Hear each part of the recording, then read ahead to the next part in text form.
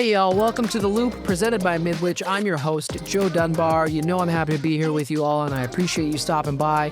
Today on the show, I've got my buddy Dan Miall from BirdDog joining me for an interview. We've got NAB right around the corner, maybe, 3-4 weeks away at this point, and a bit of a controversial topic, but I am going to ask Dan about the BirdDog Pod, so make sure you stick around and join us for that interview.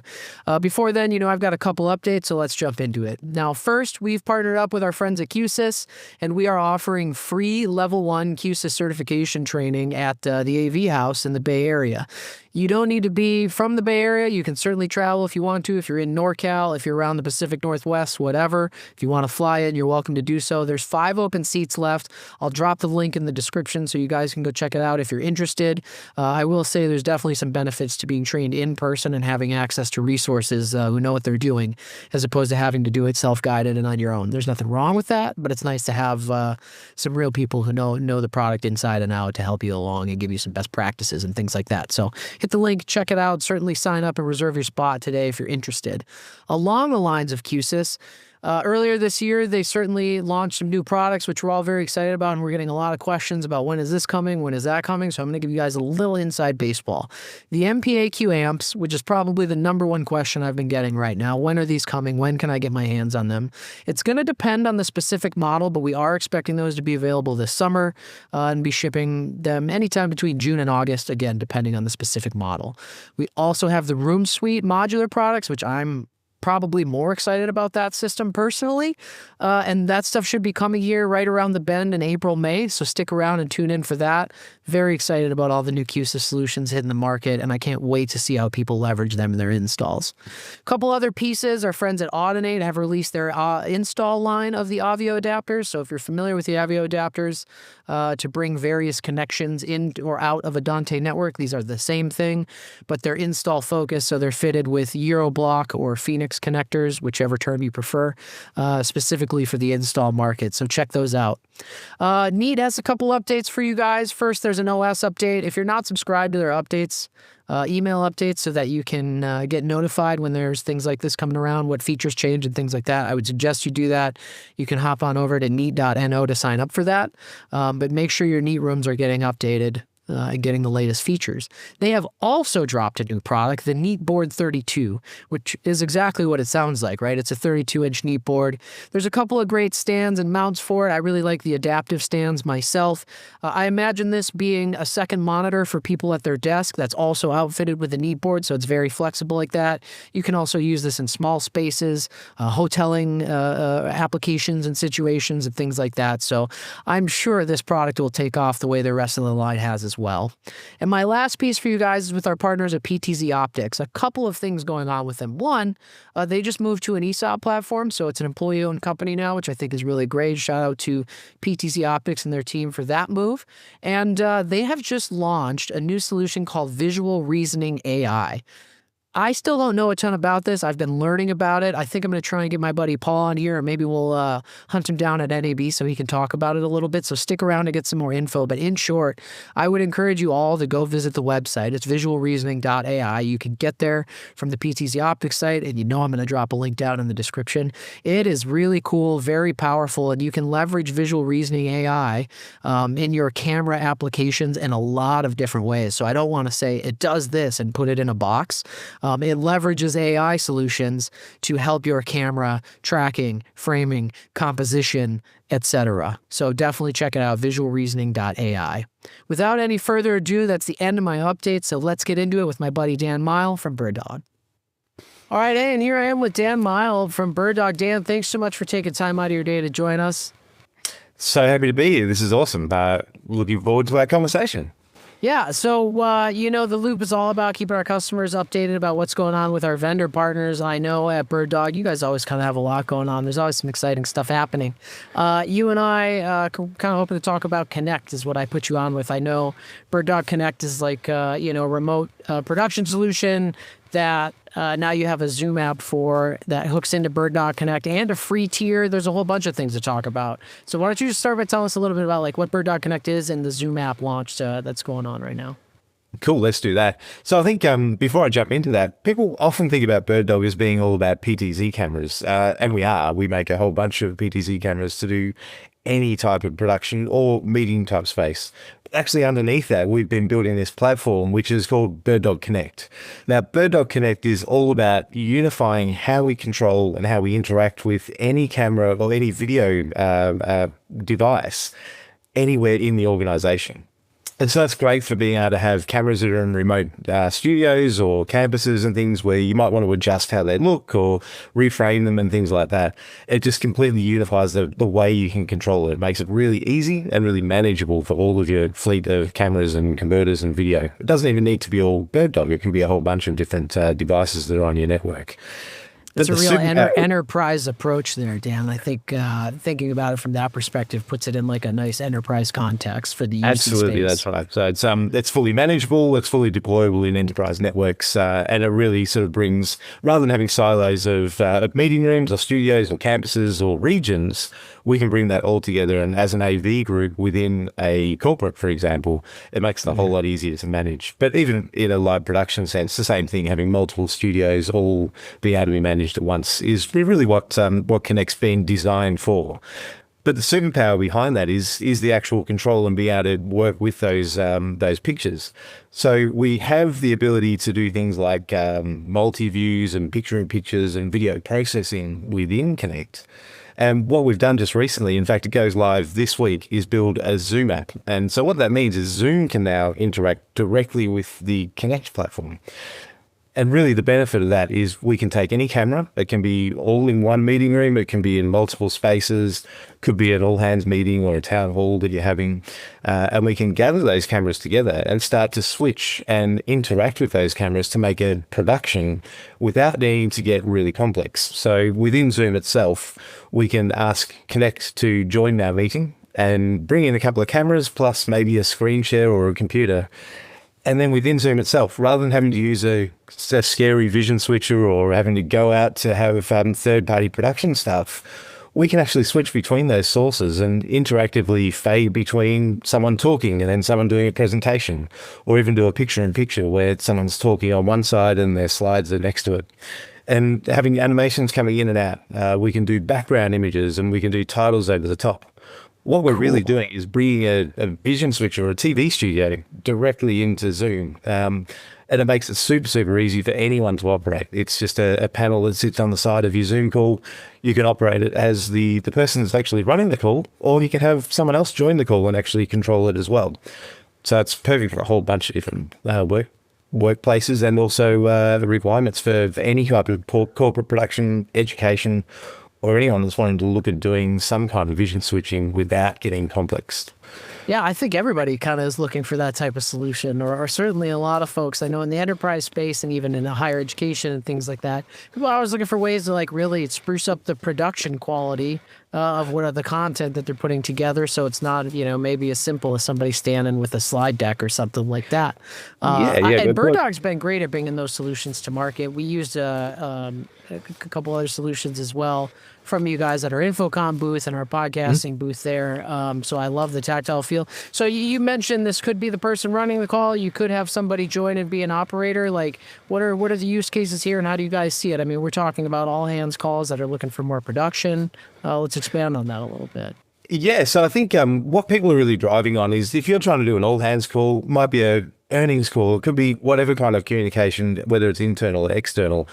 People are kind of now over just doing a regular Zoom call or a regular video call. They want it to be much more produced. And actually, when you look at it, people are far more engaged when they're watching something that feels like a TV show rather than just someone doing a screen share and things.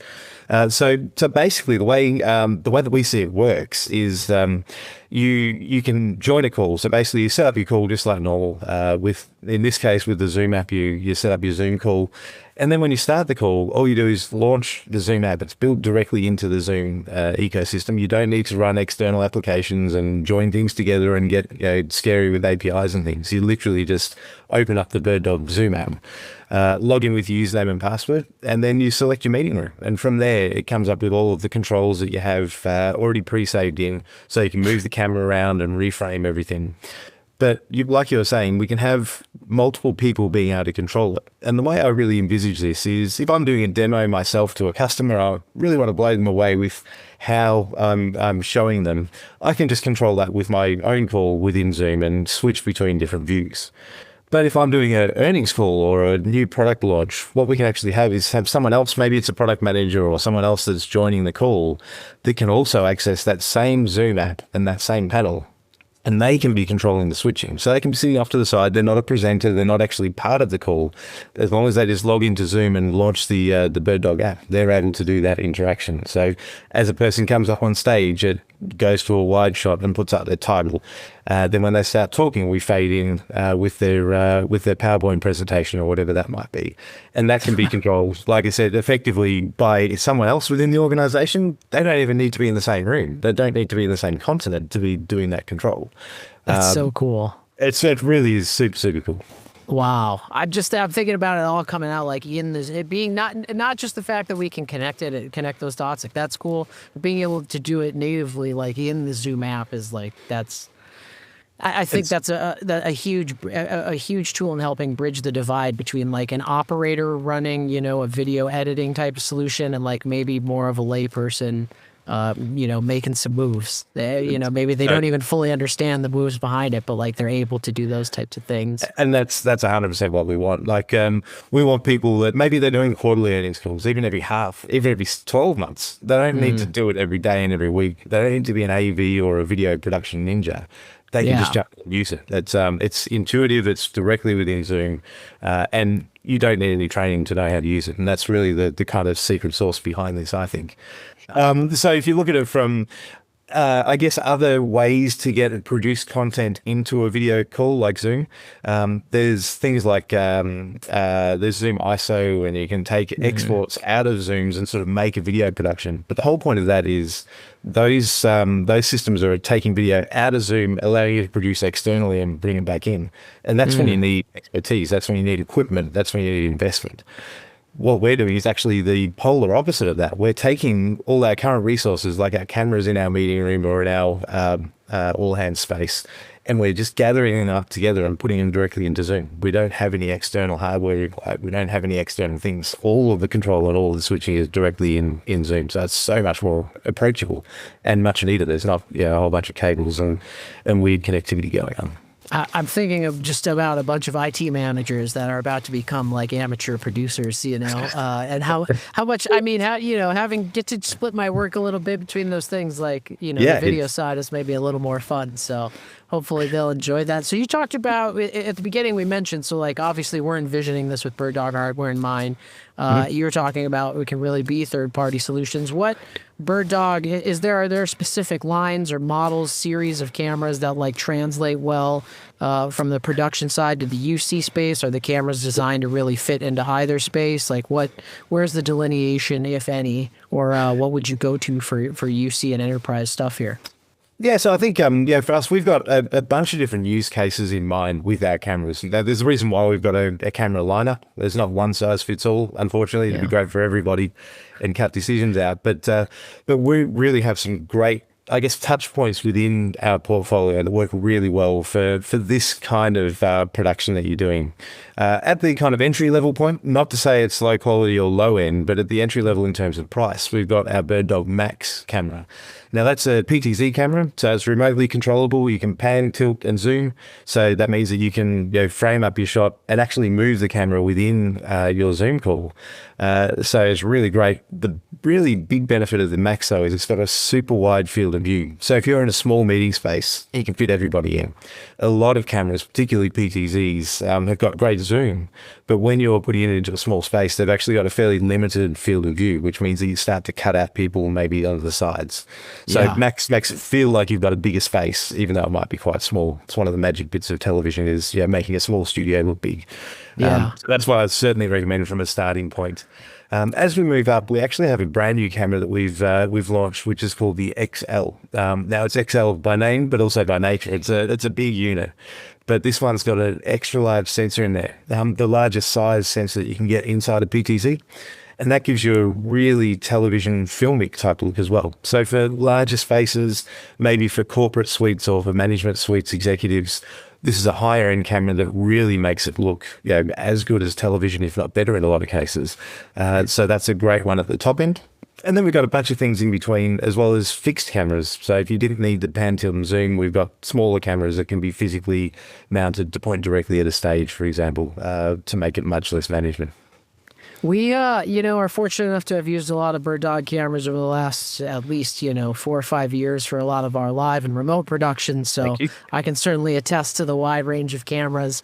I will say, too, with the XL camera line, I really love being able to say, largest sensor in a PTZ camera is like that. We can't overstate that enough, especially for people in any like challenging lighting situations and stuff. That's so it also cool. works really well. It's got this little secret thing with not secret, a little magic thing called an optical low pass filter. Without going right down into the weeds, if you've got a video wall, an LED video wall, cameras quite often get a moira effect or kind of like a grid-like look around them, and this camera is designed to be pointing at those, so it makes you look a lot more natural in front of them as well. Oh, what an awesome little feature. Yeah, maybe not a secret, but maybe not well known. So I'm glad we could call that one out. Dan, we got one more piece before we get out of here, and I got asked about it. So, BirdDog introduced the pod some years ago, and due to production availability and different reasons, has had to pull back. And word on the street is it's about to come back again. So I'm just wondering if you can, provide any substance to those rumors or tell us anything about it. We're having so much fun talking about Connect and the shipping and everything. So thanks very much for talking about Pod. That's right. So Pod is it's one of my pet projects. And yes, it has been a long time coming. That's not deliberate. It's because it's been a hard product to bring to market. But we've been slugging away behind the scenes to bring it out. We haven't given up. We're conscious that it's something we've been talking about for quite some time. And we're really focusing on anything new that we announce to have it ready as soon as we announce it. Now, Pod was before that time, but we are really, really close now. That's pretty exciting.